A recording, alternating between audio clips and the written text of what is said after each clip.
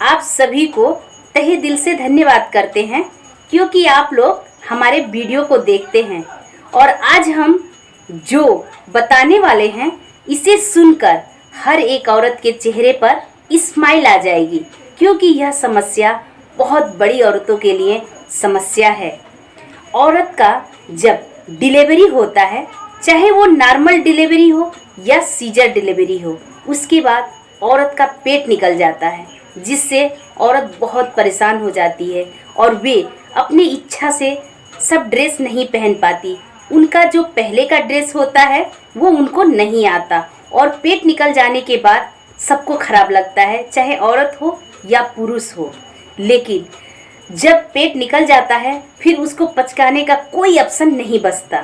तो हम आज आपको एक ऐसा ऑप्शन बताएंगे कि आपको डिलीवरी होने के बाद आपका पेट ही नहीं निकले। आप सुनकर सोच रही होंगी कि ये रोज ऐसी ऐसी बातें बताती है कि मतलब क्या बोले, जो इसके मन में आता है बोल जाती हैं। लेकिन नहीं, मैं जो बात बोलती हूँ बहुत प्रूफ कर लेती हूँ और उसके बारे में बहुत अच्छी तरह से जानकारी हो जाता है, तभी मैं बोलती हूँ। क्योंकि मैं जानती हूँ कि इसमें से एक भी शब्द मैं यदि गलत बोलूँगी तो आप लोग मुझे कमेंट कर करके बहुत गालियाँ दोगे। तो चलिए, मैं आपको जो बात बता रही हूँ इसे सुनने के बाद आप खुद ही कहेंगे कि हाँ, ऐसा हो सकता है, ये होगा, निश्चित होगा। क्योंकि आपके अंदर का जो माइंड है वही कहने लगेगा कि हाँ, ऐसा होगा और यह उपाय एकदम काम करेगी। तो देखिए, जब औरत का नॉर्मल डिलीवरी या सीजर जो भी होता है, बच्चा होने के बाद औरत को जब मतलब नॉर्मल डिलीवरी हो या सीजर हो, जब उनका बच्चा हो जाता है उसके बाद उनको बहुत संतुष्टि मिलता है, उनको पूरा सुकून मिल जाता है और उसके बाद उनको भूख बहुत लगता है। उस वक्त उनके परिवार वाले, चाहे मायके वाले हो या ससुराल वाले हो, उस वक्त उस औरत की बहुत देखभाल होती है, सेवा होती है और उस वक्त औरतों को बहुत अच्छा अच्छा खाने को मिलता है।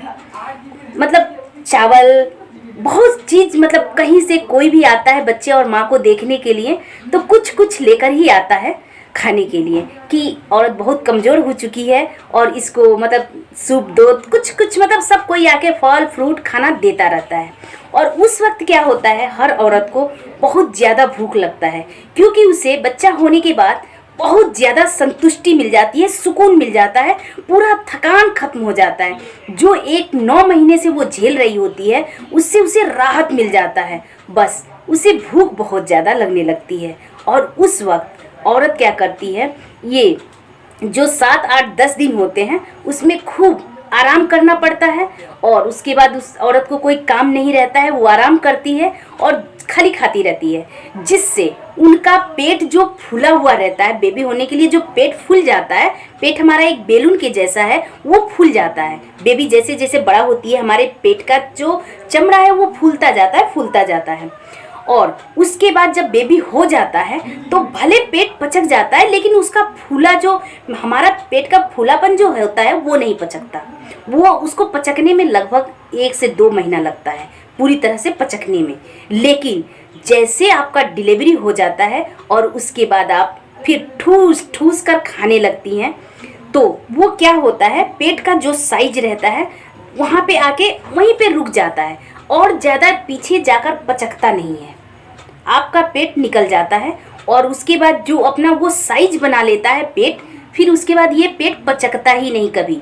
आप चाहे आप कितना भी पट्टा बांध लीजिए, कुछ भी कर लीजिए, पेट एक बार यदि आपने 1 महीना तक अपने पेट का ख्याल नहीं रखा और पेट आपका फूल गया तो फिर कभी नहीं पचकेगा। वो कुछ भी कर लीजिए, आप पेट नहीं पचकेगा।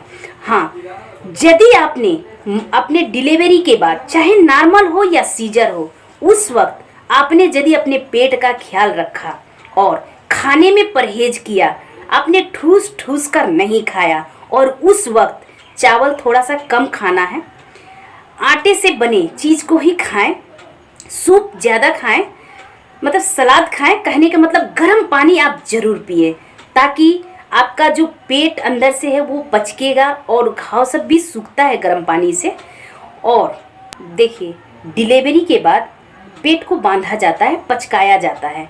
वो उससे आप जो बांधते हैं उससे पेट पचकता है। लेकिन उसके बाद आप जैसे खाना खाकर रात में सोते हैं उसे खोल देते हैं, और खाना खाने के बाद वो खाना अपना धीरे धीरे जगह बनाते जाता है, और जिस जगह पर जाकर पेट रुक जाएगा बस वहीं पे आप पेट बाद में कभी नहीं पचका पाइएगा। तो सबसे ज़्यादा आपको इस बात का ख्याल रखना है कि जब भी आपका डिलीवरी होता है उसके बाद आप बस इतने दिनों से जिस तरह से इतना दुख बर्दाश्त किया, थोड़ा सा 1 महीना और दुख बर्दाश्त कर लीजिए। उस 1 महीने में थोड़ा सा चावल, बहुत कम मात्रा में चावल खाना है, और आटा मतलब गेहूं के आटा से बना चीज़ ही ज़्यादा खाएं। उस वक्त भी आप थोड़ा कम ही तला भुना खाएं। ये तो आपकी सासू माँ लोग बताएंगी। एक खास बात, यदि आपका नॉर्मल डिलीवरी होता है या सीजर होता है, दोनों में आप यदि शहर में रहती हैं, आपकी सासू माँ नहीं है, माँ नहीं है, तो आप अपने अगल बगल के किसी भी बूढ़ी औरत से ये बात ज़रूर पूछ लें कि डिलीवरी के बाद कौन सा मसाला खाया जाता है।